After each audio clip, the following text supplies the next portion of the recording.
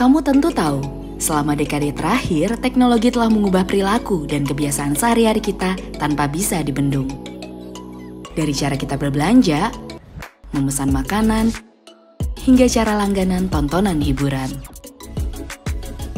Inovasi teknologi telah membuat hidup kita lebih mudah dan efisien. Pas mau bayar kebutuhan-kebutuhan tadi, banyak dari kita sudah nggak lagi pakai uang tunai. Iya, kamu pasti nggak asing dengan istilah-istilah ini. Kartu debit dan kredit, kartu e-money, dompet digital, sampai QR Code. Dalam keseharian, kamu pasti lebih sering menggunakan alat bayar elektronik dan digital saat bayar ini dan itu. Kantong kamu nggak lagi menyimpan uang cash. Nggak salah kalau disebut revolusi digital memang sedang terjadi. Semua itu akan bawa kita selangkah lebih dekat ke masyarakat nirtunai.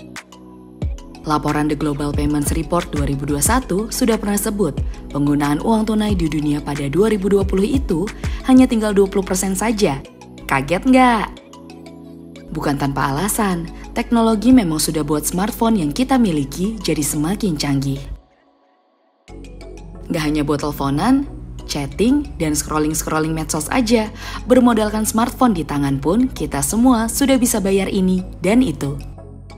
Coba lihat gambar kode matriks 2 dimensi ini, kamu pasti nggak asing. Kode ini bertebaran di mana-mana. Di warung boba kesukaan kita, angkutan komuter, toko beli baju, hingga warung kelontong tetangga rumah. Itu adalah QR Code. FYI ya, QR Code ini dibuat pertama kali oleh perusahaan Jepang Denso Wave pada tahun 1994. Prinsipnya simpel, kode penyimpanan informasi hingga ribuan karakter alfanumerik yang membantu kamera digital membacanya. Makanya nggak kaget kalau kita scan di smartphone bisa bantu kita bayar tanpa uang cash. Intinya simpel dan anti ribet. Kemanapun kita pergi, nggak perlu lagi bawa banyak uang tunai. Di Indonesia, laporan Visa Consumer Payment Attitude Study 2021 menyebut 60% orang membawa lebih sedikit uang tunai di dompet dibandingkan sebelum pandemi. Bahkan, hanya ada sekitar 28% orang saja yang disebut masih suka dan nyaman dengan pembayaran tunai. Wow banget ya!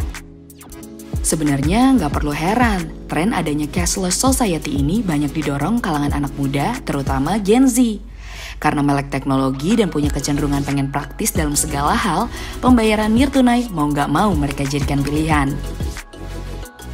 Banyak yang bilang bayar-bayar nirtunai atau digital ini anti ribet dan tidak perlu menunggu uang kembalian yang kadang-kadang bikin susah. Eits, tapi ternyata keuntungan cashless society bukan cuma untuk diri sendiri, ada dampaknya juga buat perekonomian nasional loh.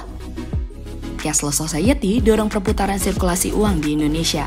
Perputaran uang yang semakin cepat bikin ekonomi kita terus bergairah. Selama pandemi aja, Bank Indonesia menyebut pembayaran digital mengalami kenaikan hingga 60%, dengan nilai transaksi mencapai 3,4 triliun rupiah.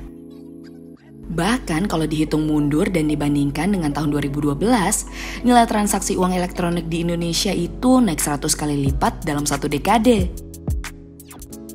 So, dari cerita ini, kamu jadi lebih paham kan? Inovasi teknologi itu memang benar-benar membuat perubahan dan berdampak. Yuk ikutan Indonesia Digital Tribe sekarang juga, dan submit ide kamu ke Idea Box di www.indonesiadigitaltribe.id.